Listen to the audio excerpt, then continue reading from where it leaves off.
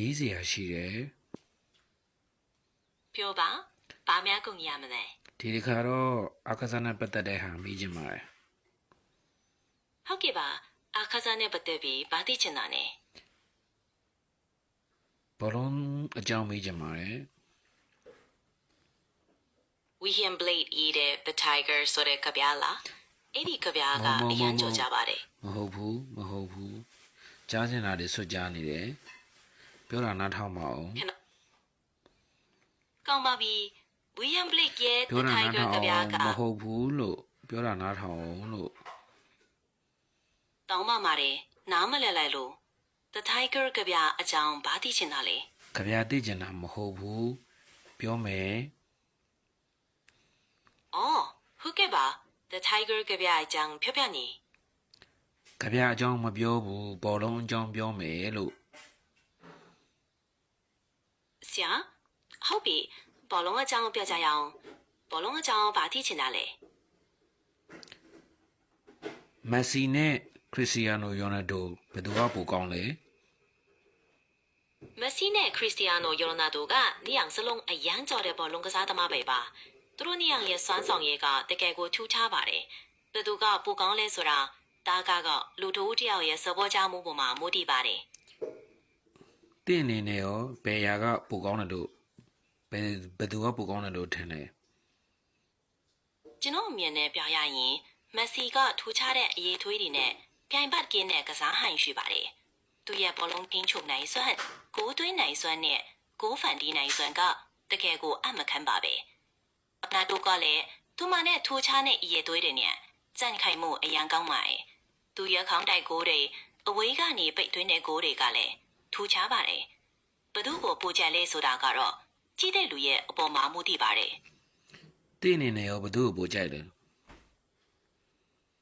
ကျွန်တော်ကတော့မက်ဆီရဲ့ထူးခြားတဲ့အရေးအသွေးတွေကိုပို့ပြီးနှစ်သက်ပါတယ်။သူကဘောလုံးကစားတာကိုအမှုပညာတစ်ခုလိုကစားနိုင်သူပါ။သူရဲ့ခြေစွမ်းနဲ့ကိုးသွင်းနိုင်စွမ်းတွေကတကယ်ကိုအမခံပါပဲ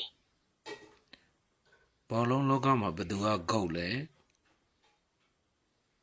ဘောလုံးလောကမှာ GOAT Greatest of All Time လို့သတ်မှတ်ခံရသူတွေအများကြီးရှိပါတယ်။ပီလီ၊မာရာဒိုနာ၊မက်ဆီ၊ယောနာဒိုစားချက်ကစားသမားတွေက GOAT စရင်မှာပါဝင်ပါတယ်။သူတို့ရဲ့စွမ်းဆောင်ရည်တွေကဘောလုံးလောကမှာကြီးမားတဲ့အသက်ရောက်မှုတွေရှိခဲ့ပါတယ် မက်ဆီနဲ့ဒိုလေကဘယ်သူကဂုတ်လဲ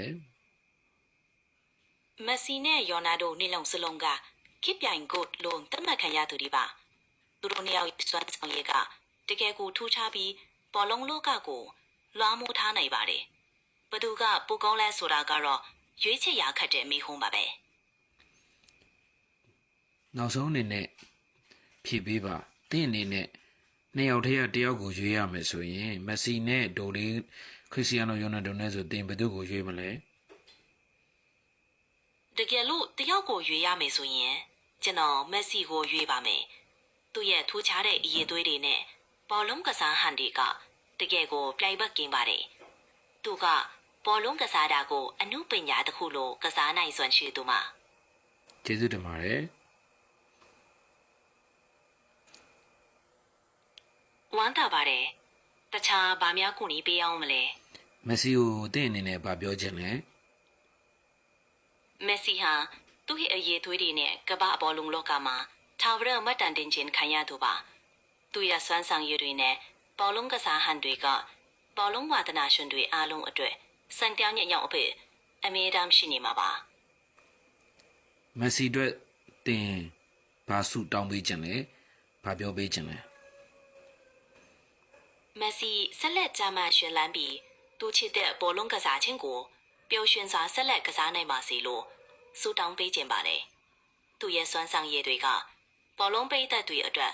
အမြဲတမ်းစိတ်ခွန်အားဖြစ်စေပါတယ် ကျေးဇူးတင်ပါတယ် ။